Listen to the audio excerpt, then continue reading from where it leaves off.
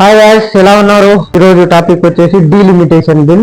మీరు కన్ఫ్యూజ్ లో ఉండొచ్చు, ఇది డీలిమిటేషన్ బిల్లా లేకపోతే ఉమెన్స్ ఎంపవర్ బిల్లా అని. ఎందుకంటే మనం చూస్తున్నట్లయితే న్యూస్ ఛానల్స్ కొన్ని మరియు సోషల్ మీడియాలో ఉమెన్స్ బిల్ అనేది ఫెయిల్ అయ్యింది, రిజెక్ట్ అయిపోయింది అని చూస్తున్నాము. ఈ వీడియోలో అయితే మనం క్లారిటీగా డీలిమిటేషన్ బిల్లా లేకపోతే ఉమెన్స్ ఎంపవర్ బిల్లా ఇది ఏది అనేది క్లారిటీగా ఈ వీడియోలో అయితే తెలుసుకున్నాం. కాబట్టి ఎండ్ వరకు అయితే వేచి చూడండి. అలాగే మన ఛానల్ని సబ్స్క్రైబ్ కూడా చేసుకోండి. వీడియోలోకి వెళ్తే డీలిమిటేషన్ బిల్ ఏదైతే ఉందో ఈ డీలిమిటేషన్ బిల్లునే ఈ బిల్లుకు మహిళా empowerment bill, women's empower 33% reservation కల్పిస్తూ ఈ బిల్లులో జోడించడం జరిగింది. అంటే డీలిమిటేషన్ జరిగిన తర్వాత ఏవైతే సీట్స్ వస్తాయో అందులో 33% రిజర్వేషన్ కల్పిస్తూ ఉమెన్స్ కి అటు పార్లమెంట్ లో ఇటు అసెంబ్లీలో అని చెప్పారు.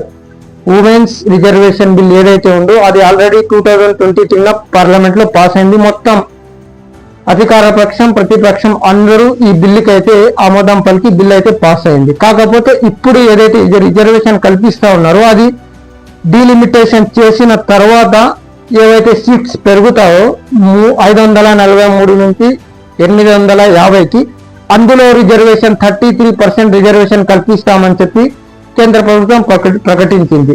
ఇక ప్రతిపక్షాల మాట ఏమిటంటే ఈ ఉన్న 543 సీట్లలోనే ఎందుకు మీరు ఇవ్వట్లేదు, రిజర్వేషన్ ఉమెన్స్ రిజర్వేషన్ ఈ 543 సీట్లలోనే ఇవ్వాలి అని చెప్పి ఇవ్వండి అని చెప్పి ప్రతిపక్షాలు అయితే విమర్శిస్తున్నాయి. డీలిమిటేషన్ బిల్ 2026 ఈ బిల్ అనేది 131వ రాజ్యాంగాన్ని సవరణ చేస్తూ తీసుకురావడం జరిగింది. పార్లమెంట్ లో ఈ బిల్లుకి కావాల్సిన మెజారిటీ 352, 2/3 మెజారిటీ అనేది కావాల్సింది. ఈ బిల్లుకి ఫేవర్ గా అయితే 298 మంది, అలాగే ఇన్ ఫేవర్ గా 230 మంది ఓటు వేశారు. కాబట్టి 2/3 మెజార్టీ రాకపోవడంతో బిల్ అనేది క్యాన్సల్ అయిపోయింది.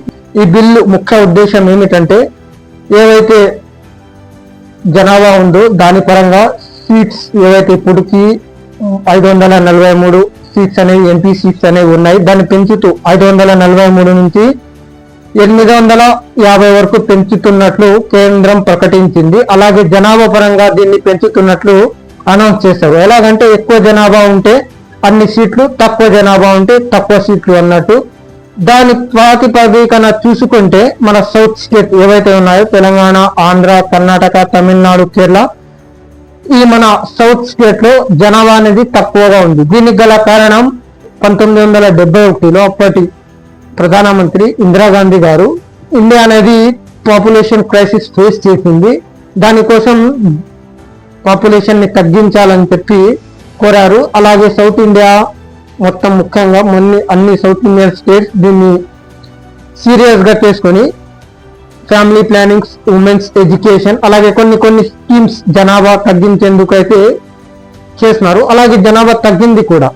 దీన్ని దృష్టిలో ఉంచుకొని 1976లో జరగాల్సిన డీలిమిటేషన్ 42nd అమెండ్మెంట్ యాక్ట్ చేసి ఫ్రీజ్ చేయడం జరిగింది. ఎందుకంటే దేశానికి కాంట్రిబ్యూషన్ చేసిన ఈ స్టేట్స్ ఇక జనాభా ప్రాతిపదికన విడిపోతే అన్యాయం జరుగుతుంది మన సౌత్ ఇండియాకి అని చెప్పి అప్పటి ప్రధానమంత్రి ఇందిరాగాంధీ గారు దీన్ని ఫ్రీజ్ చేశారు.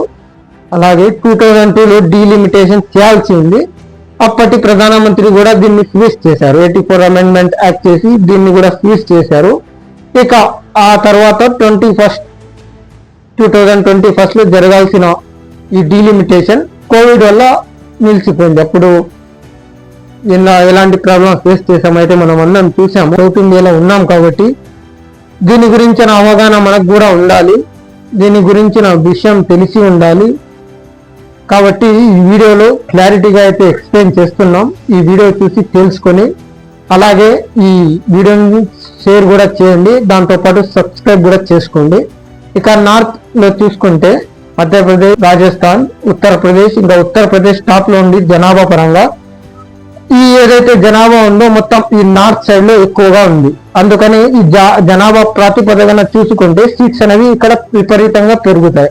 ఎగ్జాంపుల్ గా చూసుకుంటే 80 ఉన్న ఉత్తరప్రదేశ్ లో సీట్లు ఈ డీలిమిటేషన్ వల్ల 40 చేరి 120కి పోతుంది. అలాగే బీహార్ లో 40 ఉన్న ఈ ఎంపీ సీట్లు జనాభా పరంగా చూసుకుంటే 60కి వెళ్తాయి. ఇక మొత్తం ఇక్కడ జనాభా పరంగా పెరుగుతున్నప్పటికీ చూసుకున్నట్లయితే ఇక్కడ ఉత్తరప్రదేశ్, మధ్యప్రదేశ్, రాజస్థాన్, మళ్ళీ బీహార్ ఇక్కడ నుంచే మొత్తం సెంట్రల్ లో గవర్నమెంట్ ఫామ్ అవ్వడానికి కావాల్సిన మెజారిటీ ఇక్కడ నుంచే వస్తుంది.